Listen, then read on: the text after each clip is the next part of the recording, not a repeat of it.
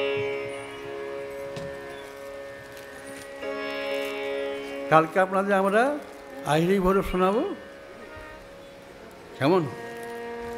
আড়ানা শোনাবো। আজকে আমরা গাইলাম সকালবেলা দেবগিরি বিড়াল। আমি জানি না, ঠিক ছিল? ওনার আদেশে উনি বললেন একটা দেবগিরি বিড়াল গাইতে হবে, ঠিক ছিল?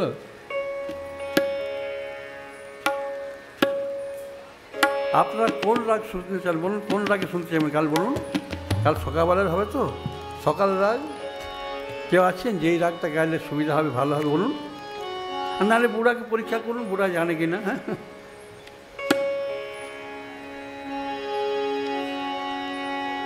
কালকে নাচের গান হবে, কাল নাচবেন কিন্তু।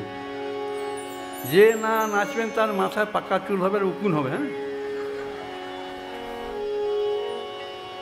আমার পাকা চুল নয়। কেন পাকা নয়? একটা কাঁচা নেই, এই জন্য পাকা নয়।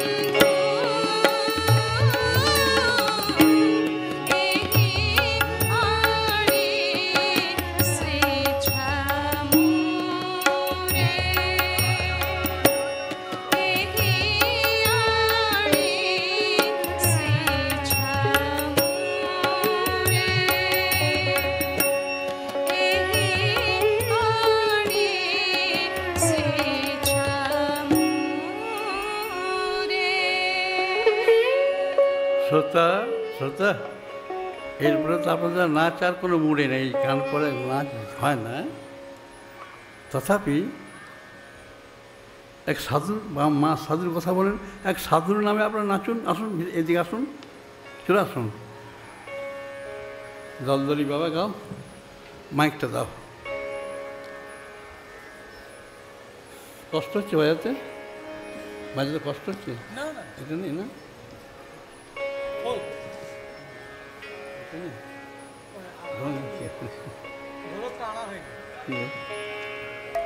প্রেম সে বাজান আপনি, হ্যাঁ বাজান আপনি প্রেম সে। নাচুন নাচুন নাচুন, সব ভিতরে আসুন, যারা যারা নাচুন। এই ভারতী মানে রায়পুর ভিতরে অন্দরে যাও, আচ্ছা অন্দরে যাও। আচ্ছা দলদলি বাবা নাম নাম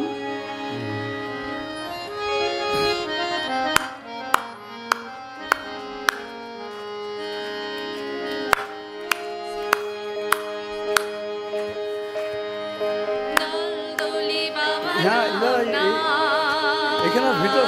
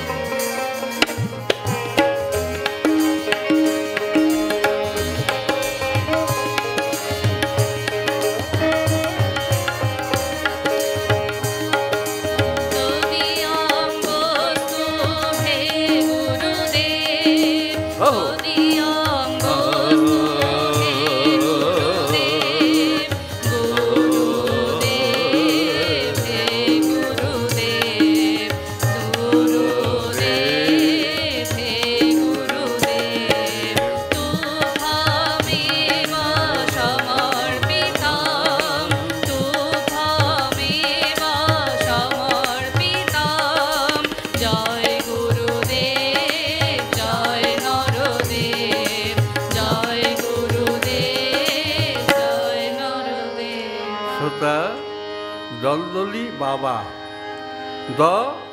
দয়ানিধে শরণং দেহি বাবা চরণং তে দয়ানিধে লোক অভিরামম দেহি মে হরি ভক্তিম তৎনাম সেবনে রুচিম লীলাকথা আলাপ পীযুষ কৃপা বর্ষেণ ভক্তিবৃক্ষ নব অঙ্কুরঃ ভক্ত হয়ে স্বনাম কীর্তন কুরুতে। বা বাসুদেব নন্দন প্রিয় বা বাঞ্ছতি বৈষ্ণব সঙ্গাহা।